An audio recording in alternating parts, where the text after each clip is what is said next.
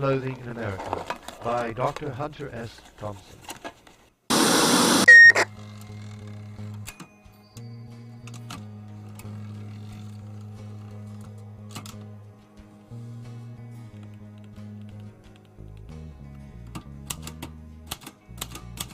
It was just after dawn in Woody Creek, Colorado, when the first plane hit the World Trade Center in New York City on Tuesday morning.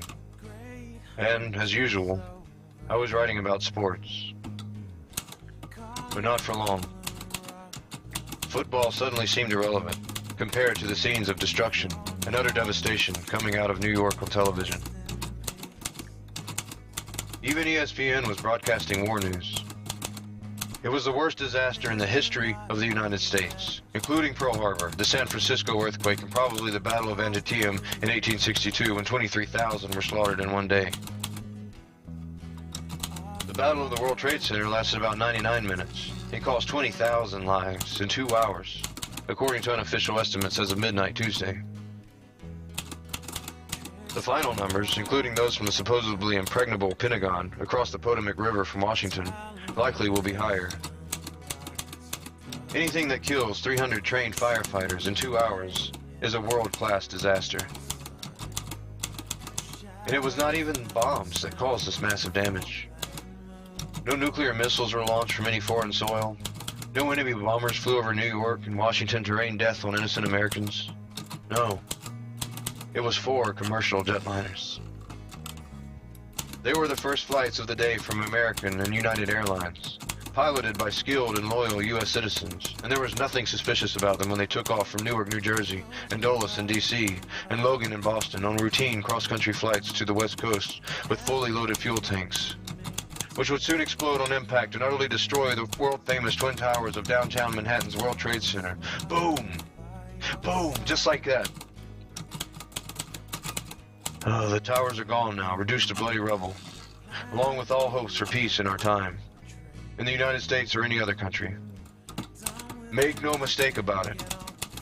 We are at war now, with somebody, and we will stay at war with that mysterious enemy for the rest of our lives. It will be a religious war, a sort of Christian jihad, fueled by religious hatred and led by merciless fanatics on both sides. It will be guerrilla warfare on a global scale, with no front lines, no identifiable enemy.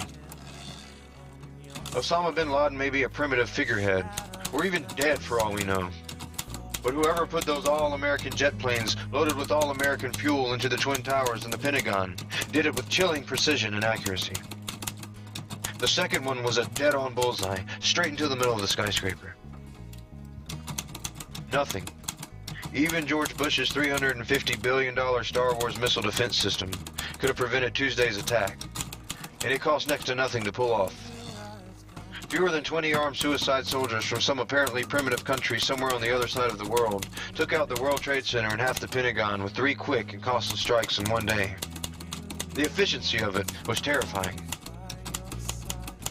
Oh, we are going to punish somebody for this attack, but just who or what will get blown to smithereens for it is hard to say. Maybe Afghanistan, maybe Pakistan, or Iraq, or possibly all 3 at once. Who knows? Not even the generals in what remains of the Pentagon or the New York papers calling for war seem to know who did it, or where to look for them. This is going to be a very expensive war, and victory is not guaranteed for anyone, and certainly not for anyone as baffled as George W. Bush. All he knows is that his father started a war a long time ago, and that he, the goofy child president, has been chosen by fate and the global oil industry to finish it. Now, he will declare a national security emergency and clamp down hard on everybody, no matter where they live or why. If the guilty won't hold up their hands and confess, he and the generals will ferret them out by force. Good luck.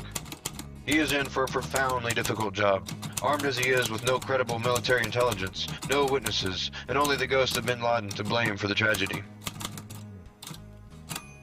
Okay. It is 24 hours later now, and we are not getting much information about the 5 W's of this thing. The numbers out of the Pentagon are baffling, as if military censorship has already been imposed on the media. It is ominous. The only news on TV comes from weeping victims and ignorant speculators. The lid is on. Loose lips sink ships. Don't say anything that might give aid to the enemy.